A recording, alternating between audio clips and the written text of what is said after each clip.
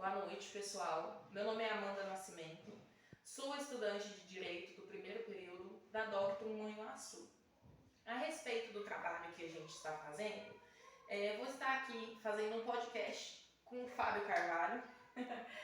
É uma pequena entrevista a respeito de pessoas com PCD.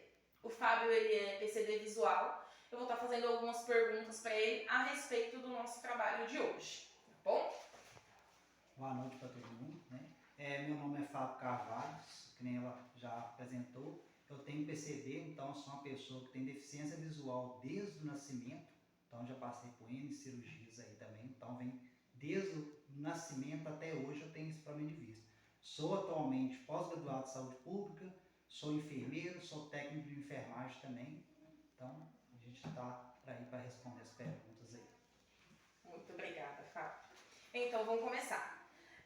Fábio, em que ano você teve esse diagnóstico?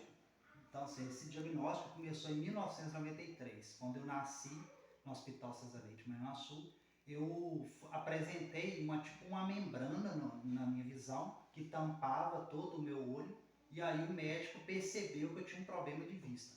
Assim, logo que eu nasci, ele encaminhou para mim para Belo Horizonte, e de Belo Horizonte eu comecei a fazer minhas pequenas cirurgias para fazer correção. Após tirar essa membrana, ele descobriu que eu tinha um problema de vista, que é a glaucoma e a miopia, e vim tratando desde já. Passei por 20 cirurgias até os 5 primeiros anos da minha vida, passei por 20 cirurgias e venho até então fazendo exames todo ano, consultas, uso de colírio, de óculos, até a idade atual que eu estou, com 30 anos. Certo. Fábio, então, como você disse, desde os 5 anos você vem fazer, até os 5 anos você fez essas cirurgias, né? Sim. Na época da escola, você teve algum acesso para essa deficiência que você tinha na visão? Na escola, no ensino médio, fundamental, básico, infelizmente naquela época não, talvez por falta de conhecimento dos professores ou por falta de uma política, né, para isso, não tinha acesso. Então, assim, eu era tratado como um aluno normal, apesar de eu ter muita dificuldade. Eu não conseguia enxergar no quadro, então, assim, os professores não sabiam como lidar, por ser também uma doença tão rara, que nem a glaucoma que eu tenho é a glaucoma congênita. Então, ela é um caso mais grave de glaucoma. Então, na nossa região nunca teve casos na escola. Então, eu tive essa dificuldade. O professor não sabia que eu tinha um problema. Eu dormia muito porque eu usava uma carga de colírio muito alta, então eu dormia muito na escola. E os professores não sabiam como lidar com isso. Então, acaba que eu ficava meio que abandonado no canto, porque o professor não sabia. Eu ia tentar ler um quadro, não conseguia, eu puxava a cadeira para frente, mas assim, com o tempo eles foram entendendo que eu tinha um problema e começaram a me ajudar, lendo às vezes o quadro, mas tive muita dificuldade no ensino fundamental, médio, então tive muita dificuldade nisso aí. E nessa parte, Fábio, como que foi a recepção da sua família em receber esse diagnóstico seu? Então, assim, a minha família, desde o nascimento, desde que recebeu o diagnóstico, meu pai com muita dificuldade, porque a gente não tinha condição financeira para isso. Tanto é que meu pai vendia caixa de banana para poder levar eu para o tratamento. Então, imagina lá em 1993, um senhor, pai de 5 filhos, na roça, tentando arrumar um ônibus, que na época nem tinha, prefeitura não levava, não tinha essa política de segurança hoje, de saúde, na verdade, que leva o paciente, que tem esse acesso. Então o pai teve muita dificuldade, mas desde o início ele fez todos os esforços que ele pôde para me levar para Belo Horizonte, para fazer o tratamento e tudo. Então assim, ele teve um impacto, porque um problema tão sério, teve muita dificuldade, ficou muito triste, mas né, como um pai, ele sempre quis, né, ajudar nesse sentido. A questão do seu trabalho, né? Você citou pra gente que você é da área da saúde. Sim. Como que foi aí trabalhar, como que foi a sua questão de trabalho, a sua recepção com pessoas sabendo dessa deficiência visual que você tinha? Então, assim, em relação ao trabalho, teve muita dificuldade também, infelizmente. Pacientes que eu entendo um pouco, porque eles não entendem grau de deficiência da gente. Então eles ficam com receio, com medo da gente levar dano, da gente prejudicar eles, fazer eles sentir alguma dor desnecessária.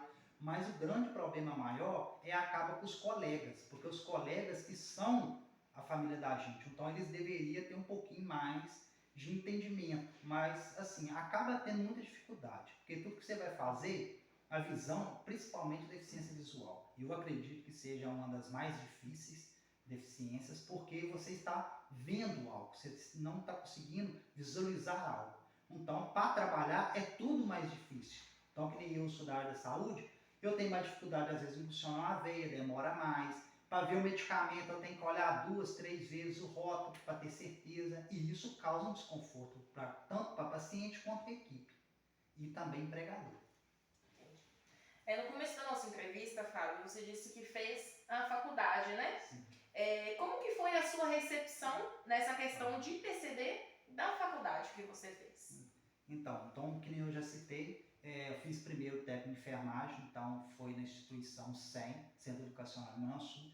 E quando eu entrei na faculdade lá, eu me apresentei, eles já perguntaram se eu tinha algum problema de vista e tal, eu falei que tinha, mas, porém, eles não conseguiram entender de novo o meu problema. Eles tiveram muita dificuldade, vamos supor, de me recepcionar. Eles não sabiam, por exemplo, o Fábio usa óculos, mas será se ele consegue ver no quadro? Esse tipo de coisa, até então, eles não tiveram tanta preocupação com isso. Eu não conseguia ler no quadro, tinha as televisores onde passava slide, eu não conseguia ver. Então, tudo isso eu passei por anos, até eles entender a real necessidade que eu tinha em relação à minha deficiência. Só que, porém, a gente conversando com professores, tivemos N professores que nem sequer ligaram, mas também tive professores que teve o carinho de tirar um slide, imprimir o slide de letra maior, entregar antes das aulas, entendeu? Só que, porém, isso se mudou depois de uns anos, quando eu fui para enfermagem mesmo, superior, na Faculdade Futuro. Assim que eu entrei, a faculdade já entendeu a minha deficiência e começou a se adequar com rampas de acesso. Eles fizeram as faixas amarelas no chão, que geralmente para deficiência visual cegueira, mas para mim ajudou. Por quê? Porque com os pés, eu não ia usar os pés para ler aquela leitura no chão. Só que, porém, aquela faixa amarela visualizava quando chegava na beirada de uma escada, quando tivesse um muro, se tivesse uma viga de cimento no meio do corredor. Então, tudo aquilo aí me ajudou. Os slides, todos os slides passavam para mim impresso antes. Então, assim, eu tive um pouquinho mais de facilidade nesse sentido. Só que, porém, não se engana, não era todos os professores que faziam isso. E a faculdade cobrava, sim, dos professores, mas não é todos os professores que têm esse carinho. Eles acham assim, a faculdade que aceitou o aluno, então ela se vira para adequar o aluno. O aluno quis fazer isso, ele que se vire para fazer isso. Então, infelizmente, tive essa dificuldade também. E no campo dos estágios também foi a maior dificuldade. Tem professores que largavam de lado. Falavam, não, faz as coisas mais fáceis. Porque eles não queriam que eu fizesse as coisas avançadas. Porque eles achavam assim, não, você tem problema de vista, você vai ficar no canto. Então, tive essa dificuldade, esse preconceito um pouco também, entendeu? Mas a Faculdade Futuro teve um pouquinho mais de cuidado nesse sentido de um slide, por exemplo, em vez de passar na televisão, eles mandavam para mim o material no celular para mim poder acompanhar. Mas tive muita dificuldade sobre isso. E como foi para você se aposentar em questão ao PCD? Quando esse processo de aposentadoria se deu quando eu era criança ainda.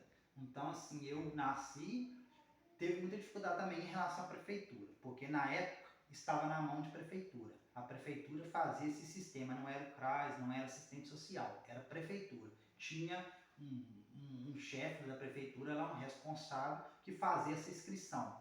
Eu não consegui de imediato, meu pai não conseguiu me encostar quando era novinho, mesmo com as dificuldades do meu tratamento caro, meus colinhos caros, entendeu? Não consegui. A gente recorreu à prefeitura várias vezes e eles negaram. Até que então, quando eu tinha 3 anos, foi em 1996, com apelação no Hospital Santa Casa, me fez uma carta dizendo da minha deficiência e falando que a prefeitura deveria me encostar pelo alto, né, grau de necessidade da minha deficiência, ter um dinheiro, vou falar, um custeio, que isso, né, naquela época era uma mixaria, era R$ 50, mas ajudava o meu pai a custear meu tratamento. Então eles fizeram essa carta,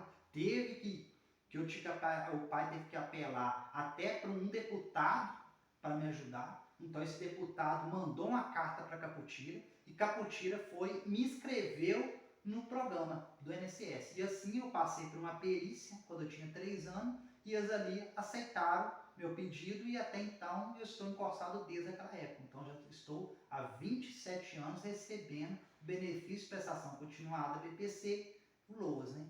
Então, mais popularmente chamado como LOAS. Entendi. Fábio, na sua opinião, o que ainda precisa mudar é em questão de trabalho, em questão de acesso ao ensino superior para pessoas com PCD? Então, assim, para mim, o que eu acho assim, para ter mais acesso, primeiro um pouco mais de política voltada para isso. Hoje se sabe que tem muita política voltada, leis para pessoas negras, pessoas pardas, pessoas com deficiência física, de locomoção, mas o deficiente visual, ele não é tão visto nisso aí. Na maioria dos lugares que você vai, não é dito deficiência visual, eles acham que isso aí não é uma deficiência. Bancos tratava eu como se eu não fosse um deficiente visual. Ah, não, isso aí não se enquadra nas leis. Então, também, assim, na faculdade, eu acho que deveria ter um pouco mais de rigor e mais treinamento também para esses professores. Deveria existir o MEC, por exemplo, essas instituições fiscalizadoras de ensino, cobrar dos professores uma capacitação. Se hoje tem para o autista, se hoje tem para Libras, se hoje tem para esses tipos de intelecto, né, essas deficiências de intelecto, deveria também ter uma capacitação maior para eles poderem observar esses tipos de paciente, esses tipos de aluno e perceber logo o que está acontecendo e ter mais acessibilidade. Estágios, por exemplo, a gente tem uma dificuldade, sim, mas a gente consegue fazer. Então, poder levar a gente mais para frente, poder dar mais chance pra gente. Então, assim, não é encostar a gente no canto, passar a mão na cabeça e dizer, esse aqui tem problema, vamos deixar ele no cantinho fazendo burocracia. Eu não, todo o tempo que eu fiz 2 anos de técnico, 5 anos de enfermagem, 2 anos de pós-graduação, eu nunca quis ser o coitadinho.